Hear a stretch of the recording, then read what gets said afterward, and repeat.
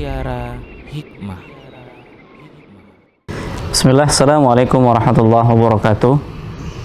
Alhamdulillah, wassalatu wassalamu ala rasulillah wa alihi wa ashabihi wa man tabi'ahum bi ihsanin ila yaumiddin wa ba'du. Para pemirsa Rosyad TV yang dimuliakan oleh Allah, kita masih mengulas salah satu ayat di dalam Al-Quran yang menyuruh manusia, dan seruan ini datangnya dari Allah Subhanahu wa Ta'ala yang terdapat di dalam surat Al-Baqarah ayat 168 dan 169. Dan pada episode kali ini kita akan membahas bagaimana tips agar terhindar dari makanan atau sesuatu yang haram. Kaum muslimin, kaum muslimat yang dimuliakan oleh Allah, Allah Subhanahu wa Ta'ala telah mengatakan, "Falyanzuril insanu ila ta'amih." Hendaknya seorang manusia itu melihat kepada apa yang dia makan. Artinya dari mana dia mendapatkannya. Kemudian apakah makanan itu dihalalkan oleh Allah Subhanahu wa Ta'ala? Apakah makanan itu mengandung kebaikan-kebaikan bagi seorang hamba ketika dia mengkonsumsinya, atau sebaliknya? Maka hendaklah dia benar-benar memperhatikan apa yang dia makan, agar terhindar seseorang itu dari makanan-makanan yang haram dan kembali menyambut seruan Allah Subhanahu wa Ta'ala untuk makanan-makanan yang halal. Yang pertama adalah hendaknya seorang hamba itu banyak berdoa kepada Allah Subhanahu wa Ta'ala. Berdoa diberikan kecukupan oleh Allah Subhanahu wa Ta'ala dari yang halal dan dijauhkan dari yang haram.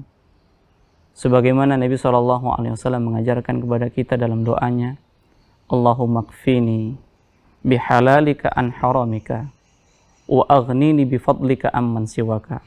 Ya Allah, cukupkanlah aku dengan yang halal dari yang haram, dan cukupkanlah aku dengan karuniamu dari bergantung kepada selainmu. Jadi banyaklah berdoa kepada Allah Subhanahu wa Ta'ala agar yang kita dapatkan ini sesuatu yang memang dihalalkan oleh Allah Subhanahu wa Ta'ala, agar yang kita konsumsi memang mendatangkan kebaikan kepada kita, dan senantiasalah kita hanya bergantung dengan karunia Allah Subhanahu wa Ta'ala. Kemudian tips yang kedua, agar kita terhindar dari sesuatu yang haram dan kita bisa mendatangi hal yang dihalalkan oleh Allah Subhanahu wa Ta'ala, yaitu fahami tentang halal dan haram. Fahami ilmunya, mana saja yang dihalalkan oleh Allah dan mana saja yang diharamkan oleh Allah Subhanahu wa Ta'ala. Apa efek samping ketika seorang mengkonsumsi sesuatu yang diharamkan oleh Allah, dan apa kebaikan yang didapatkan oleh seseorang ketika dia mengkonsumsi sesuatu yang dihalalkan oleh Allah Subhanahu wa Ta'ala.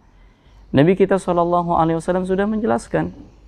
Tinggal bagaimana kita mau mencari tahu apa yang dihalalkan dan apa yang diharamkan oleh Allah Subhanahu wa Ta'ala. Innal halala bayyinun wa innal harama bayyinun. Yang halal itu sudah jelas, dan yang haram itu juga sudah jelas. Jadi apa yang Allah Subhanahu wa Ta'ala halalkan itu sudah jelas di dalam Al-Quran, itu sudah jelas di dalam hadis-hadis Nabi SAW. Dan apa yang Allah haramkan juga sudah jelas. Ada ayat-ayat yang menjelaskan demikian, dan ada hadis-hadis yang juga menjelaskan demikian. Ini tips yang kedua agar kita terhindar dari sesuatu yang haram.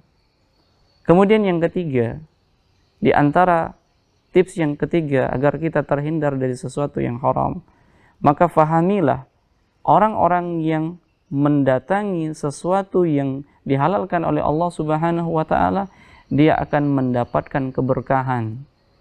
Fahamilah keberkahan-keberkahan apa saja yang Allah Subhanahu wa Ta'ala janjikan bagi orang-orang yang senantiasa menjaga mengkonsumsi makanan-makanan yang halal. Dengan demikian dia akan termotivasi untuk mendatangi sesuatu yang dihalalkan oleh Allah, dan dia benci dengan sesuatu yang diharamkan oleh Allah Subhanahu wa Ta'ala. Jiwa ini menjadi bersih, fisik ini menjadi sehat, kemudian hati ini akan menjadikan seorang hamba itu bergerak untuk beribadah kepada Allah Subhanahu wa Ta'ala ketika dia benar-benar memahami keberkahan-keberkahan apa saja yang Allah siapkan bagi orang-orang yang mengkonsumsi sesuatu yang dihalalkan oleh Allah Subhanahu wa taala. Kemudian di antara tips yang keempat, fahamilah ketika kita mendatangi sesuatu yang diharamkan oleh Allah Subhanahu wa taala, artinya kita menyiapkan diri kita ini termasuk ke dalam bahan bakar api neraka. Kita telah menyiapkan jasad kita, kita telah menyiapkan fisik kita untuk dijerumuskan ke dalam nerakanya Allah Subhanahu wa taala. Manakala kita menumbuhkan fisik kita dengan harta yang haram, dengan makanan yang haram, baik cara mendapatkannya maupun zatnya.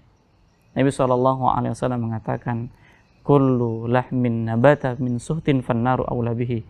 Setiap daging yang tumbuh dengan harta yang haram, baik haram dari zatnya maupun haram dari mendapatkannya, maka neraka layak baginya.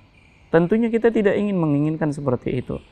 Siapapun orang, tidak ada yang menginginkan dirinya dimasukkan oleh Allah Subhanahu wa taala ke dalam nerakanya. Namun banyak orang yang dia menyiapkan dirinya menjadi bahan bakar api neraka disebabkan karena apa? Dia tidak memperhatikan dari mana dia memakan makanan itu.